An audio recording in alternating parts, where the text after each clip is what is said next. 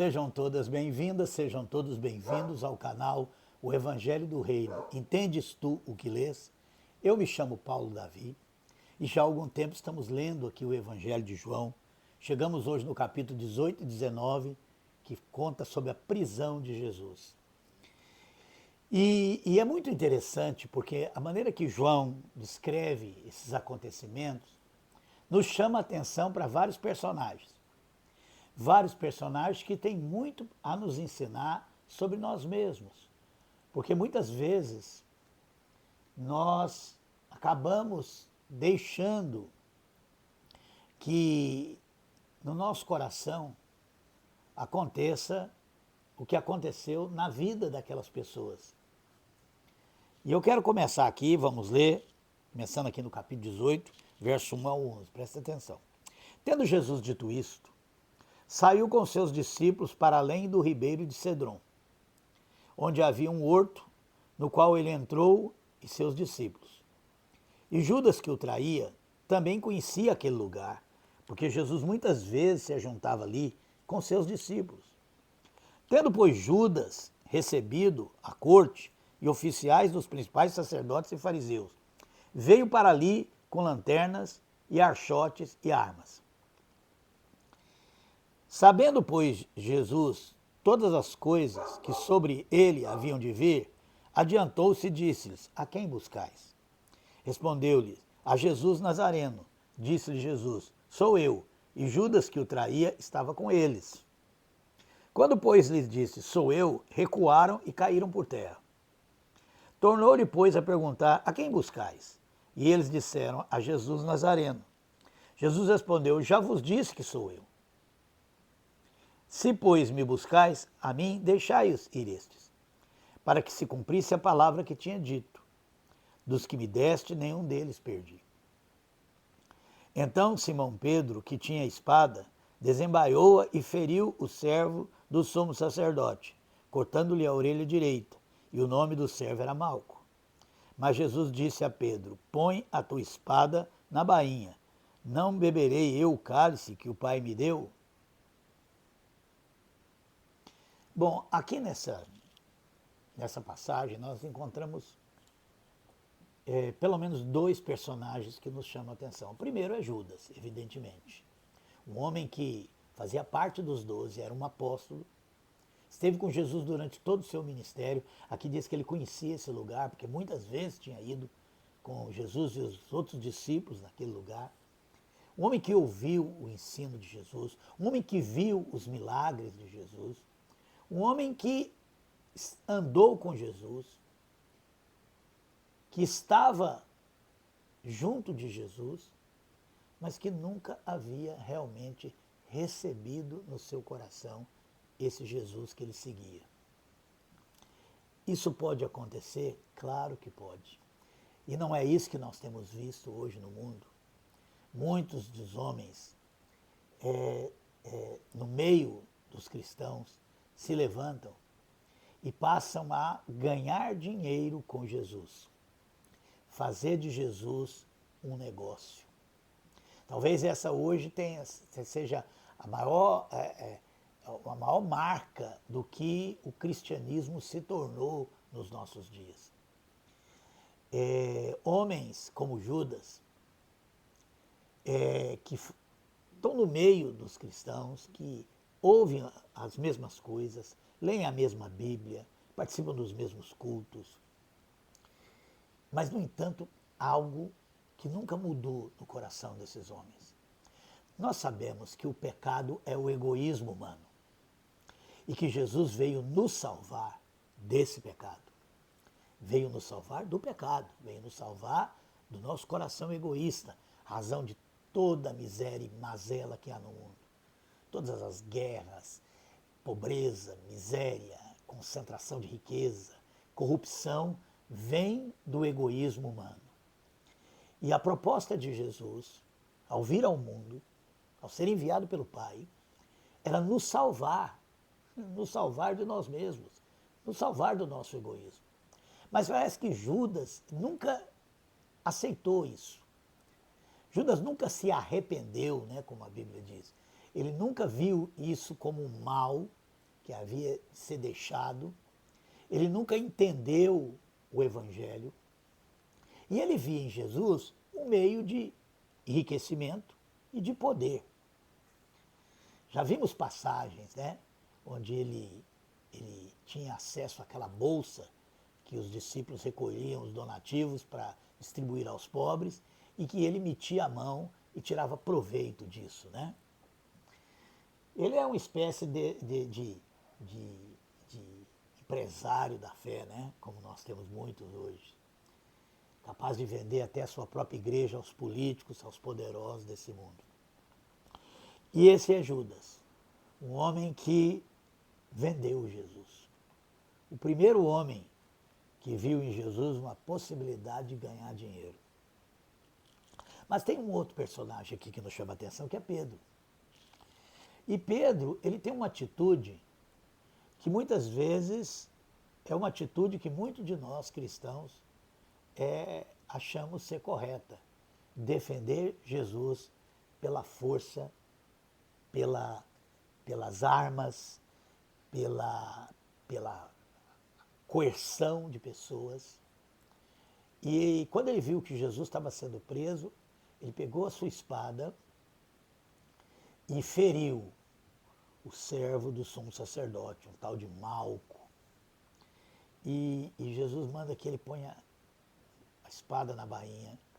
Em outras passagens, ele repreende essa atitude, porque não é assim que nós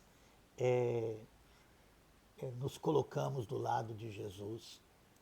Não é dessa forma. O próprio João narra uma passagem onde Jesus, ele e Tiago, quando passavam por uma aldeia de samaritanos e não foram bem recebidos, eles queriam, como Elias, fazer fogo cair do céu.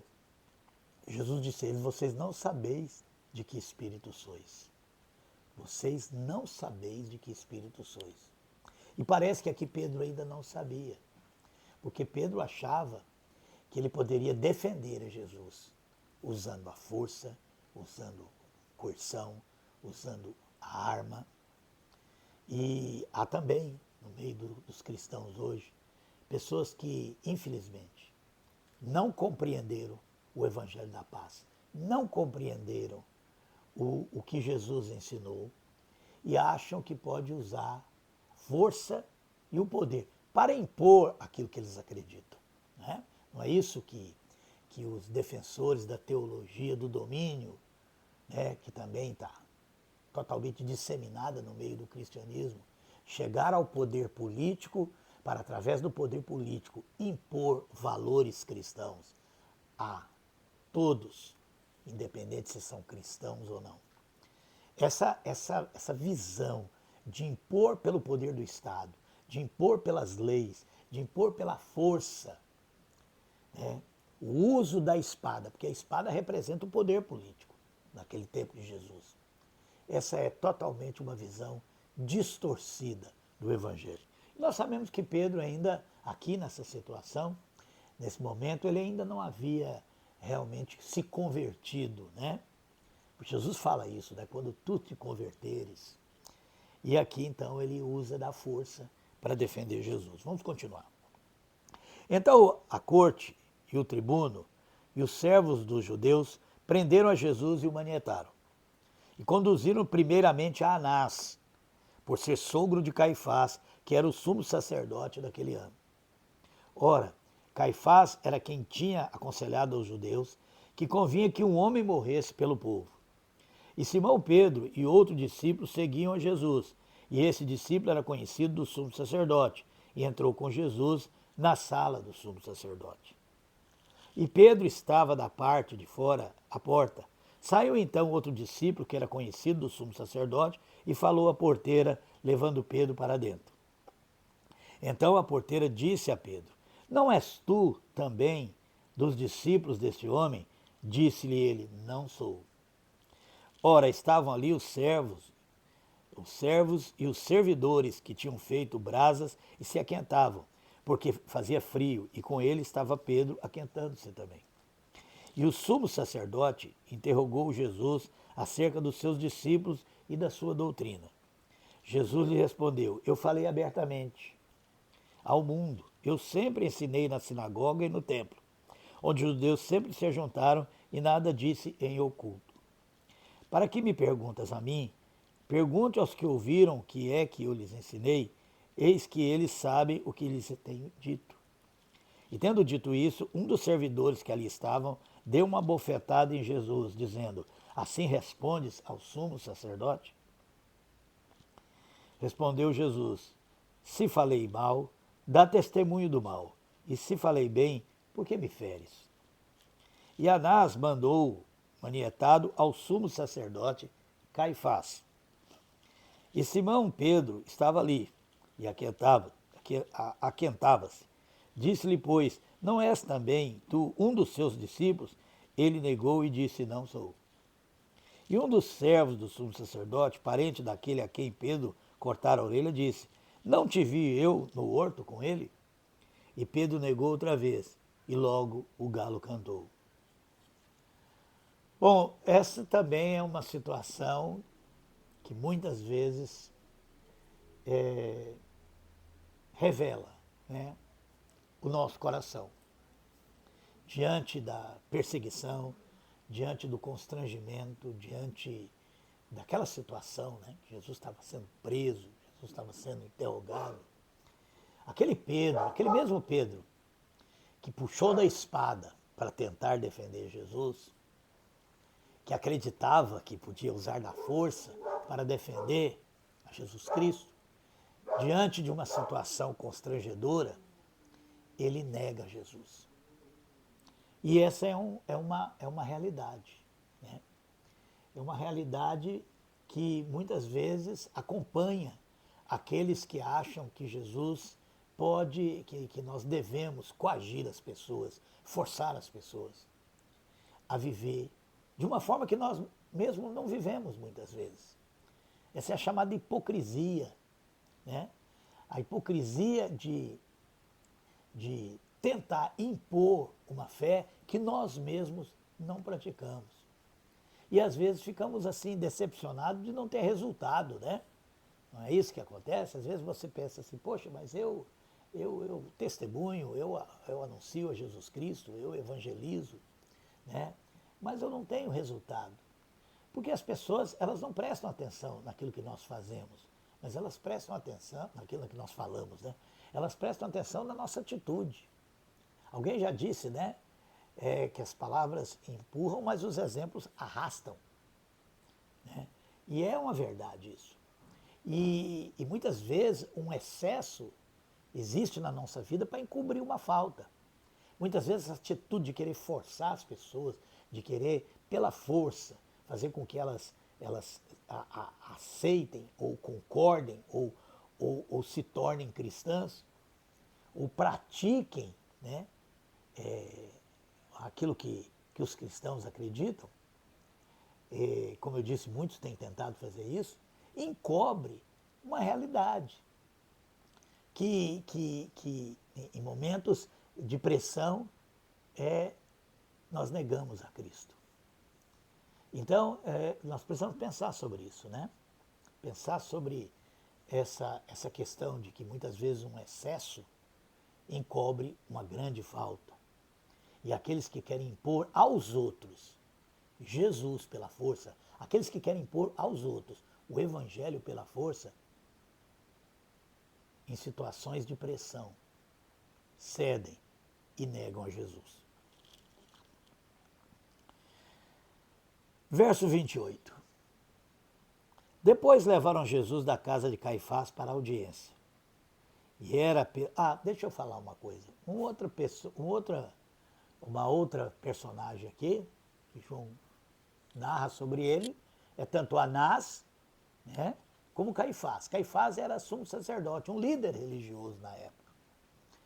E ele a ele que Jesus é levado primeiramente. Ou seja, Jesus foi julgado primeiramente pela religião. E ele foi condenado pela religião. E Jesus sempre será condenado pela religião. Porque a religião, ela se organiza, né? Lembra que eles fazem questão até Falam de Anás, que era, aqui fala que ele era sogro, né, de Caifás. Vamos ver aqui, a passagem diz aqui.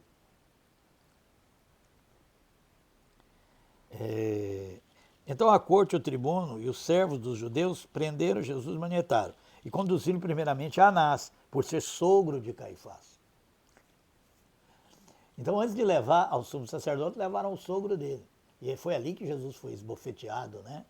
Porque Anás perguntou para Jesus o que ele sabia. A religião, ela já tem o veredito antes do interrogatório. E quem já viveu nesse meio sabe disso. Quem já experimentou isso, né? Um julgamento da liderança de uma determinada denominação religiosa, onde eles te perguntam coisas que eles já sabem e onde eles já têm a decisão antes de te perguntar. Foi isso que aconteceu, né?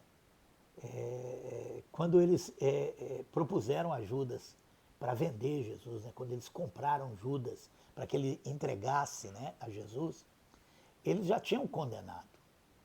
A religião, ela é muito boa para isso. Inclusive, a única coisa que eles conseguem fazer é condenar, é julgar e condenar. Eu acho que essa é a essência da religião, julgar as pessoas e condená-las. E se impor pela força, né?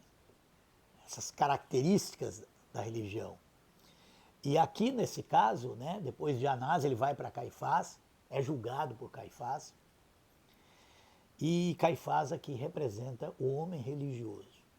Aquele homem que tem facilidade de julgar, que tem dificuldade de ouvir. Porque o que Jesus ensinava, ele era um ensino só. Jesus nunca ensinou nada além de amar o próximo como a ti mesmo. Essa era a essência da lei de Cristo, essa era a essência do Evangelho. E quando eles perguntam isso, eles nunca tiveram disposição de ouvir. Inclusive, esse era o incômodo deles. Esse ensino de amar o próximo estava na contramão da religião, que é impor uma série de valores, de comportamentos às pessoas e condenar aquelas que não se ajustam. Então, Jesus, ele é julgado primeiramente pela religião. Então vamos lá, verso 28. Depois levaram Jesus da casa de Caifás para a audiência. E era pela manhã cedo. E não entraram na audiência para não se contaminarem, mas poderem comer a Páscoa. Então Pilatos saiu fora e disse-lhes: que acusação trazeis contra esse homem? Responderam e disseram-lhe: se este não fosse malfeitor, não te entregaríamos. Disse-lhe, pois, Pilatos: levai-o vós e julgai-o segundo a vossa lei. Disseram-lhe então os judeus: a nós não nos é lícito matar pessoa alguma. Olha que interessante. Olha como é que a religião raciocina. Nós não podemos matar as pessoas. Por isso estamos trazendo para você matar. Não é isso que os religiosos querem fazer hoje? Quando eles defendem, ficam do lado dessas ações violentas que a polícia do São Paulo, de Rio de Janeiro e de muitos lugares fazem contra os pobres, dessa seletividade. Quando o bandido é rico, é amigo, tem um tratamento, anistia. Mas quando é pobre, preto, de favela, esse tem que ser morto. Mas os cristãos não podem matar as pessoas, mas eles estão do lado das que as matam. Não é isso que a religião faz? Então, os religiosos condenam Jesus, mas entregam eles ao poder do Estado. Porque Caifás, Anás, toda a liderança, inclusive os da sinagoga também, os fariseus, né? Eles queriam manter um bom relacionamento com o Estado romano, que permitia que eles praticassem a religião deles. E eles aqui mostram a grande hipocrisia da religião, que vemos muito nos nossos dias, né? Que é usar o Estado para matar aqueles que eles, por serem religiosos, não podem fazer, né? Nós não podemos matar, mas nós defendemos o Estado que faz a guerra. Nós defendemos o Estado que age de forma violenta contra os pobres. E isso é próprio da religião. Isso é próprio daquelas pessoas que têm religião, mas nunca conheceram o Evangelho de Cristo. Verso 33. Tornou, pois, a entrar Pilatos na audiência e chamou Jesus e disse, tu és... Não, desculpe, verso 31. Disse, pois, Pilatos, levai-vos e julgai segundo... Disseram então, a nós não é lícito matar pessoa alguma, para que se cumprisse a palavra que Jesus tinha dito, significando de que morte havia de morrer. Tornou, pois, a entrar Pilatos na audiência e chamou Jesus e disse-lhe, tu és o rei dos judeus? Respondeu-lhe Jesus, tu dizes isso de ti mesmo, ou disseram outros de mim? Pilatos respondeu, porventura sou eu judeu? A tua nação e os principais dos sacerdotes entregaram-te a mim. Que fizeste? Respondeu Jesus, o meu reino não é desse mundo. Se o meu reino fosse desse mundo, pelejariam os meus servos para que eu não fosse entregue aos judeus. Mas agora o meu reino não é daqui. Ou seja, o reino de Cristo não tem nada a ver com poder de Estado, não tem nada a ver com força, não tem nada a ver com imposição. Porque o reino de Deus, o reino de Cristo, não é desse mundo. E essa é uma coisa difícil para os religiosos entenderem. Porque uma das ambições do coração egoísta alimentado pela religião, não é só o desejo de riqueza.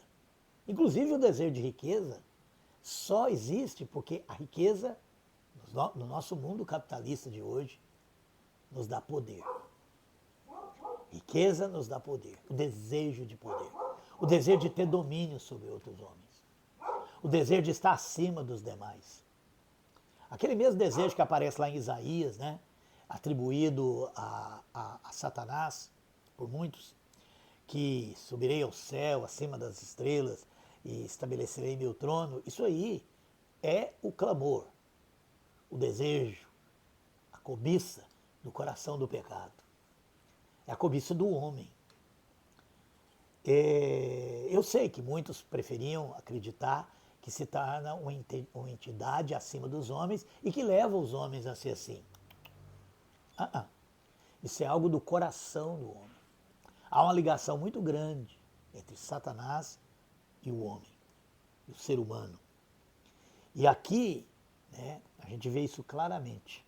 E Jesus diz bem claro, meu reino não é desse mundo. Pilatos, você não precisa se preocupar, que eu não vim tirar você do governo. E esses líderes religiosos não deveriam se preocupar também, porque o meu reino não é desse mundo.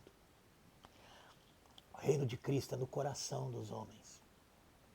O reino de Cristo é muito poderoso, mas ele está no coração e que vai passando de coração a coração pelo Evangelho. Esse é o reino de Cristo. Verso 37, disse-lhe, pois, Pilatos, logo tu és rei? Jesus respondeu, tu dizes que eu sou rei. Eu para isso nasci e para isso vim ao mundo, a fim de dar testemunho da verdade. Todo aquele que é da verdade ouve a minha voz. Disse-lhe Pilatos, que é a verdade? E dizendo isso, tornou a ir ter com os judeus e disse, não acho nele crime algum. Mas vós tendes por costume que eu vos solte alguém pela Páscoa. Quereis, pois, que vos solte o rei dos judeus? Então todos tornaram a clamar, dizendo, este não, mas Barrabás. E Barrabás era um salteador. Nós sabemos que os fariseus, os sacerdotes, haviam colocado dinheiro na mão de pessoas, eles não haviam comprado Sr. Judas. Eles compraram vários que estavam nessa decisão que deveria ser tomada. Um grupo que representava os judeus deveria escolher, foi essa forma que Pilatos tentou livrar Jesus, porque pensava, lógico que eles vão escolher Jesus, mas não, eles estavam bem motivados a matar o Filho de Deus. E queriam fazer isso pelas mãos de Pilatos. Capítulo 19, verso 1. Pilatos, pois, tomou então a Jesus e açoitou-o. E os soldados, tecendo uma coroa de espinhos, lhe puseram sobre a cabeça e lhe vestiram roupa de púrpura. E diziam: Salve, rei dos judeus! E dava-lhes bofetadas. Então Pilatos saiu outra vez fora e disse: Eis aqui, vou-lo trago fora, para que saibais que não acho nele crime algum. Interessante, não achava crime algum, mas para agradar os religiosos, que tinha influência sobre o povo, Pilatos então age como um bom político. E é por isso que a política sempre andou junto com a religião. Porque assim como os religiosos querem poder, eles têm muita influência sobre o seu rebanho, sobre aqueles que eles dominam. E isso é interessante a política. Desde sempre, né? Desde a antiguidade, o Estado anda junto com a religião. E no cristianismo não foi diferente. Nós sabemos que gradativamente, chegando no topo do Império Romano, que chegou a criar uma igreja romana, uma instituição, cujo papel seria dominar o povo e levar o povo a se submeter ao imperador. Essa era a lógica. E isso vem seguindo até nossos dias, né? Mesmo com a reforma protestante, os reformadores estavam sempre em bom relacionamento com os reis, que tinham poder absoluto. E nos países católicos, principalmente, esse poder absoluto do rei era tido como divino. A própria igreja ensinava que havia sido Deus que deu todo o poder ao rei. E você ouve isso muito na boca desses mercenários, desses empresários vendilhões do templo de hoje, que se chamam a si mesmos de pastores, bispos, apóstolos, que é sempre estar junto com o poder, sempre levando o povo a se submeter aos interesses políticos. E para os políticos é muito bom. Pilatos talvez seja o primeiro político que viu, né, na religião, ou que viu nesse negócio de matar Jesus, uma boa maneira de manter-se no poder. Não é? E até hoje, a religião continua, através do Estado, nessa união com o Estado, matando Jesus. Fazem isso quando desprezam os pobres, fazem isso quando criam leis para enriquecer os que já são ricos e que empobrece cada vez mais as pessoas. Essa opção pelos ricos que a religião e o Estado vêm tomando é a razão que trará o juízo de Deus finalmente sobre a terra. Mas eu não quero falar sobre isso agora. Vamos continuar. Verso 6. Vendo, pois, os principais sacerdotes e os servos clamaram dizendo: Crucifica-o, crucifica-o. Disse-lhe Pilatos: Tomai-o vós e crucificai-o, porque eu nenhum crime acho nele. Respondeu os judeus: Nós temos uma lei, e segundo a nossa lei deve morrer, porque se fez filho de Deus. E Pilatos, quando ouviu essa palavra, mais atemorizado ficou. E entrou outra vez na audiência e disse a Jesus: De onde és tu? Mas Jesus não lhe deu resposta, porque Pilatos já sabia. Disse-lhe, pois, Pilatos: Não me falas a mim? Não sabes tu que tenho poder para te crucificar e tenho poder para te soltar?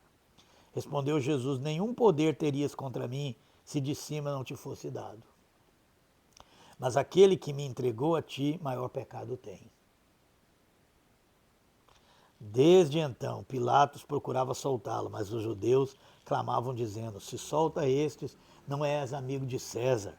Qualquer que se faz rei é contra César. E aí, nesse conflito, né, entre o certo e o politicamente conveniente, Pilatos vai ceder. Nós sabemos disso. O Estado sempre fica do lado do poder.